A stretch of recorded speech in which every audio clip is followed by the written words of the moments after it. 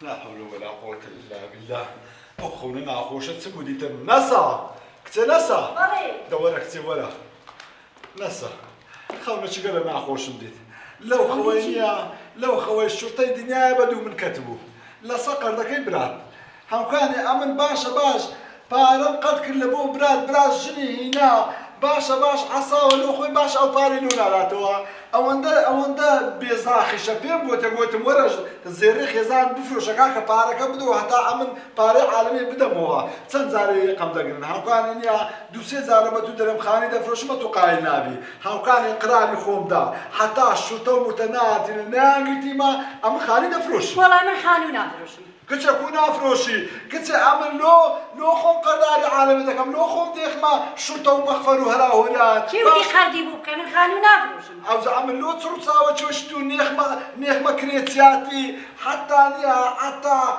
دمري بس خدمتي خاني خدشي بكي باش دنيا لو خاني نافروش ببرام بلي بارد بداتوا ناداتوا خوينا جيني دا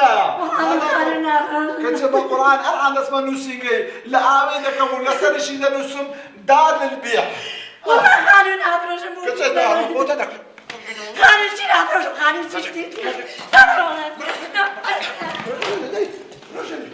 زانو جبراكي اساي تسلا ساره والله دي بتاع مكريتاتي اجا كريتات شبينك راح خيوتو كشاتك دبي بتاع مخيوتي حتى دبي ناو تبطوسي هكاك ابو هذا كان فروش دبي يورج كريت لا معايا لو هاي فدنا كيف صبري لسه ده قرم زانت سندي قازان زكي هاد صبري شو بقرا هادي بليها انت توم بزاني بقى هسه مشتريها هسه برولا السلام عليكم سرتساو بخير بخير دانشا صحتكم باشا بخير بي يا اخو بخير بي خاله بخير بي سرتساو زور بخير بي خوافك يا اخوة ايه فرو سرتساو او خانيكم هي دفروش ايه او قوتم اگر او بيتن لبو بفروشي خاني كتسن مترا تقريبا 6 متر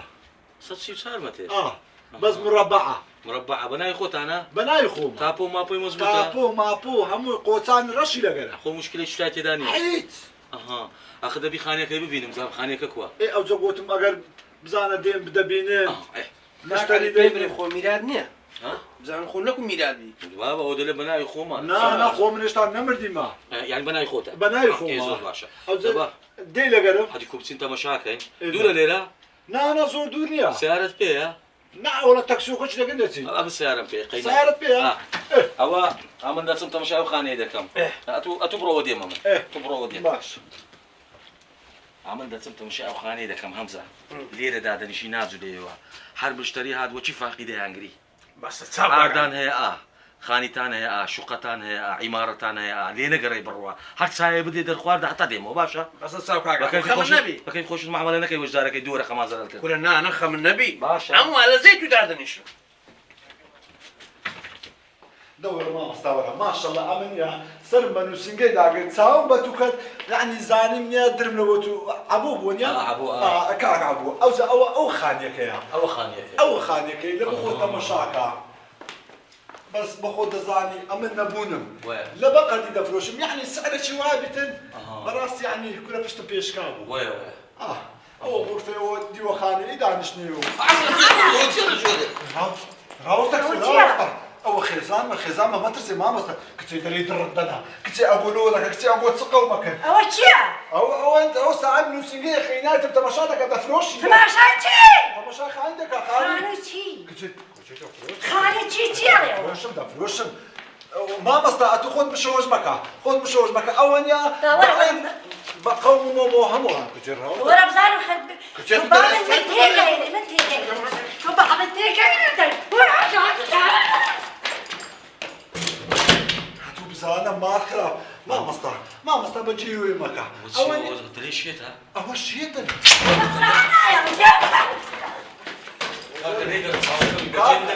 لا انا ما مستعتوني او انا قوم قليان او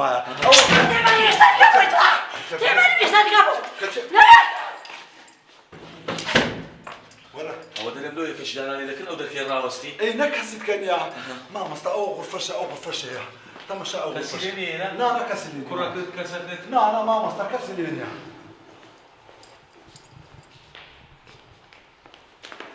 ما مصطفى كان ببيع عيبه والله إذا زانيت يا خانية كتبيع عيبه بس أو عاد باش دفروش له است حاليا بازاري خانية هنية ما شاء الله بس محاولة شلو دكم باشا بس اگر مشتري مينا كاكا وإذا ما ندانا نتساوى كمي لا والله ما مصطفى أولية بس لو يعني اگر خانية ممكن ما خانية دزاني حمد سوق وتستر المشكلة حتى بروح دزاني استعارتك زيادة البالينك تبزانا قربان ببي بس محاولة كلو دكم زام كده متى كلو باشا إن شاء الله قروبو لكن خوبنا نسم قروبو تلفون شلك المو خبر دتمي باشا والله بس صعبة كم يقول مشتري مينا وبرادر اللي النبي نا باشا قربان والله ما تنساوش خيزان ما هو خيزان ما بينا خوش خانة قد فوش لا باهندي أول بارك باشا تصاوى كم رويش خبر دتمو سرتاو ما خيرتي بس أنا يا دار كان يشي تاكي بكم أو شيء تشوله باشا لو أبني شر مزاك لك ما وصلك سنة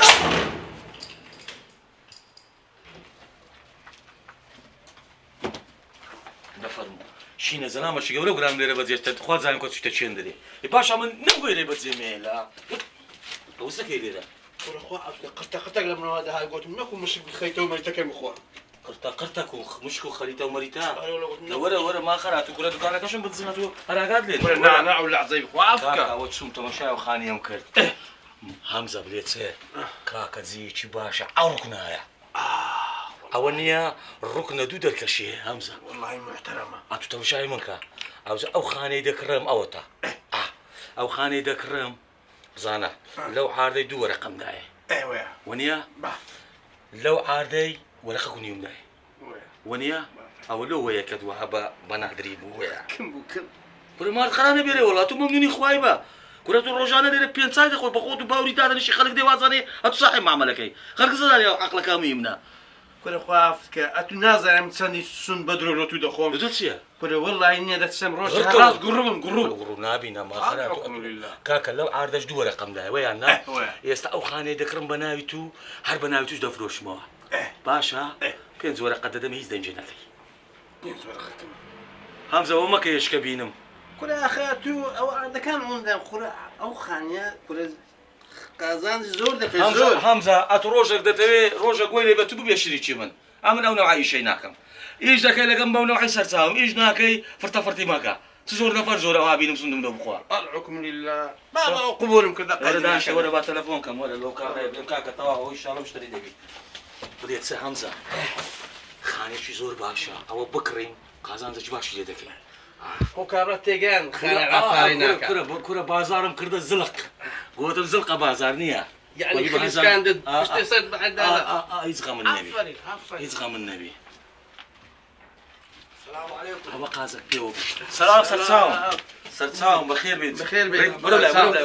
فرفر سرساوم يا خو بخير بيت سرساوم يا خو بخير بيت سراب تساوم بخير بيت ولا باشا سرساوم سيدا خويا تسايا قهوه شربك والله تناخم كاك عبو هذه مادام يزنا خو لو ساعتي والله كاك عبو دزاين لبو تساتم بزروس بيجس ذاك او خاني تان لمن كري ايه والله همو منطقه كان مكديا او باريا خاني بينايه ادلو وي هاتي ما بشكم خدا خير بنوسي بشكم او خاني ام استلام دك انا تتا خاني تبدا ما خاني لو بدا ما بابا اتو مادام تشتكت بدس تاخذني لو يجي لك كاكا مادام تشتكت بيناغري لو دز يشي خدش ولدي ها لو خاني دفروش اما هات ما دود بلم خاني دفروشا كلاش كوف بس املي داناي ها دوای تو 50 ورقه کناره دانه بابا پشیمان بونوا اتو 50 ورقه پیدا دیرتوا دوای مادام ایش داس جنتا خیر هاتی انا پیام قصیدکی ها كيف خوتك صدقني بك برام ولو خود ثاني خاني بكري دانش برو كريتاتي بيناغر كل كاكا خو خيوتك شهر بيدي كل خيوتك كل دبر لو صحراء برو زي تسي برد على سيك داني لو خود كولي تجلس كوتشمري برو ناوي رحمه بردي لا والله يكفل صدق كاكا بوتلي المزارع قسم ده هر امنت خوار جني تسو حالس ويتس يوي ودي على يس بدزنيا جن تنقالي كرديا تشلو ياخذ هاج والله خانيكم بدنو خوش فقير كرديا يعني بهم زميلي خدها متمنا كرياتياتي دانش ادو خوم بزوري خاني ملكري هات مدود باتكم لا ملكري وشي بري لدي خوم رات ششم كاكا غلطك بو كدمو يعني تنابي يغلطك شو لكم كاكا زايد سبكا بعقل سبكا باشا سبكم سبينا نزو وشي لما لنا يدري قبط بركه هارلي حتى عواري لا حول ولا وشي واري نفسي ومالي دوستي سبيني هستايوا لسان قبط بركه وزار لولا حتى عواري باشا كل سر بنك خوای ببینا چگو بانی ام گو بانی دکم ئەوە تێدەگەی هاتوش وەچی مەسەلەی کابراەکەی هاتوو گندۆرەی گچکەت پێ ناکڕی لۆ پڕدە دەیە شفتی گەورە وەیاننا لەو گندۆرەی شفتی چۆ ئیهمالیکە ئیهمالیکە بۆ دەکەم یەک دقیقە کاکەوکە تەلەفۆی لۆ دەکەم کاک ئەبۆ چاوەکەم لە ڕاوە ماشەنا دوێ بە قسە دەکەین ڕاوەستا هێ کاکە تەلەفۆی لۆ دەکەم تێدەگەی لە برای خۆت تەلەفۆی لۆ دەکەم دێت تێرە تو دەبێ مشتریەکە هەرە مارە عایدی من دەبێ شتەکەت دەدەمی باشە تەلەفۆی تەلەفۆن مێشکت بۆی مەشغول دەکەی مات باشە کاک ئەبۆ حەلی من چییە؟ والله حەلی تو چییە؟ چت پێ برم نازانم برم حەلی تو چییە؟ ئاتو ئەو وەختی ئەو خانێت فرۆش شەبەکە نێ ماخرا وەڵی ئاتو ئەو وەختی ئەو خانێت فرۆش بە پێنج دەفتەرت نەدا؟ با ئێ باشە بەو بیست ڕۆژەی بە بیست نەوعی ئەوە گۆڕایە سعری خانی گۆڕایە ئێستا بوویتە دە دەفتەر تەیە بدەمەوە باشە سعری چ گۆڕایە؟ بوویتە دە دەفتەر ئێستا دە دەفتەری بی نەدەدەمەوە خارە دە لە کۆری گەڕە ئیشی دەبا ئیشەکەی تەواوکە باشە یعنی ئێستا خانی خۆم نادەنەوە ئەنگۆ؟ با بە دە دەفتەری ئێ لۆ سەبە بە بیست ڕۆژە بۆ دە دەفتەر سعر گۆڕایە ئالۆ ماف سعیدە توی کاکە دەوەرە ئەوە مشتریەک هاتیە وەرە برام وەرە بازاری ئەوەی خانی نییە بەڵکو بەڵکو بۆ دەکەن و مشتریە دەکڕی بەڵکو پارش باش لێ بەردەینەوە دەزانی چییە ئەوە لە ئێستاژە پێت بڵێم ئەمن سەتایەکت لێ وەردەگرم یعنی لە دەفتەرەکی وەرەقەکەم دەوێ باشە دە باشە زووەرە چاوەکەمی ئەتوقە من نەبینە دەوەری شەکەم پێکی نایە ڕەحمە لە مردید دیاڵە دەی چاوەکەم سەر چاو ئەمن ئیشی خەلچەوە پێک دەینم خەلچش ئەوە دەیانێت دەگەی لە مندە وڵای ئەم سرم لەنگۆ دەرناچی هەرێ کاک هاتوو خانی دەکڕی؟ وڵی ئەگەر بە حیسابی کڕین و فرۆشتنی بەڵان دەبا من ساحەبی 50 خانی بم کاکە دەواز بینە واز بینە حەمزە ئەوکە کابرات دێ ئەو تەلەفۆنی بۆ کەم دێ بۆچی هات ئەتوو لە پێنج دەفتەری زیاتری نادێ باش خەم لە پێنج دەفتەری زیاتری نادێ ئامن نیو دەفتەریش زیاتر باش دەگەی بەڵکو کابرا بۆ ئەوەندەی ڕازی دەبی ئەتوو ئەوەندە منزەر ئەمن پێنج دەفتەری ئەمن نیو دەفتەری زیاد دەکەم بکتە پێنجنی بەڵکو کابرا بە شەشەکەی قای دەبی ئێدە باشە بەس ئەدی پێ زۆرەکەی كريتم تأميني كم تأمين خواهك رحمة الله مريضة تسقط سوشي لو تدمي خلاص برا منكم باش ما بيو ولا بابا باش ما ريت ساتو زرعت كي كاكا والله يوم عملي ما بيني خوما انا تقول دجي خود قيتكي هذه شو مشكلة توني برام واه اوه خود جرانك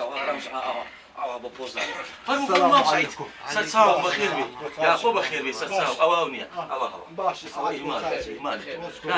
داني شفان سلساو او مكانها خارة خوافك يا اخو خوافك والله قوتم خانك او هونيا او والله لزاينت يا خانك من كل برزالتك هند زعمت درستم كرديا هند بيوهلاق وبعارقيني ثواني خوميا حتى او خانم درست لي العارتني توشي او تشو بيشي وبنات سالي بمعتلي بقرب سري سعيد واز بينا سعيد دفروش او كمان سعيد واز لو خسانه بينا كاكا او مشتريتي باشا خانيكي تو اون دناك يستحل لها نسينجي بي بخواي لواني هتصا دفتري بكا او بينز دفتري بيداي ازو قوتم بتسندي يعني اللي مذكرن او بازارني بازار نستيه بفرعون شغل ناسي برا ما صحيح ايزو باشا اتو دزاني تشا ماما همزه كاكا لوي بكا بينز دفتر نيو او عمج نيو دفتر مزياد كر باشا مشكلة لما قصيتو ناشتين سعيد نيو دفتر شو مزياد كر ولا بخاطري كاك عبوي او نيو دفتر زياد كر قصيوي ناشتين ماما وأجو قلتم أدي نابي ببيني آخر شرعان أو هذا بيت وشتك ببيني مسألة شكودي دري ماسيلة بعري معملة ناكري قلتم ببيني باش كم نا خم النبي كاك عبو جاي سقيع عمل هالمادام أودي تبي تواو فينا أم بيمت مشاكم يعني أو ببيني أتوناتوي نا با او سيقيبه من هي امن دي تي سيقم بعبوه هي خاني كم دوي تساوك ما شاء الله أتونيا هرني توانا شي نورانتي أمري تساوم بتوكت سيقم بتوكت الآن شكاكا أتو تسقول لدس تاخد خيار لدس خد صدق لك أبو ودي كمل ما زاكات أمن لبر كاك عبو بين صوت مزياد لبر ويسا خاني قيمتي ناكا بس عاد باري دكا مام سعيد بين صديام بين نا نيو دفتر نيو دفتر قوتم سعرك ديار بعرارتي بينزونيو مام سعيد أي بينزونيو كاكا وزدنا يخايدي بين عقد مغدي بنوسين أقول لك هاكا بنوس أنا معتلم لا معتلين فروشه تو او قسيمه كما او قوتيت ما كابره خاين دفروش او زاد لو دفروشي او تسبب كاي مري رحمه الله مرديد إيه باشا كاكا دفروش مو سعيد او عقدك اي بنوسين يانا كاكا بنوسه كاكا خوف زميل داد من ما دام نيو قوتم خيال راسته تساقول راسته عادو باخذ وشي او سعيد ما بينز دفتر نيوم لو فروشتي ايوه يعني بينز ورقه نيوم دري 5 ورقه ولي وعبيك ناتي لا اول شيء ورقك اللي يوجد دفتر شيء اي با بسط هيك باشا كاكا باشا عاوش كل راس باشا تو حالي كل اقعد اخويا تسلي دكان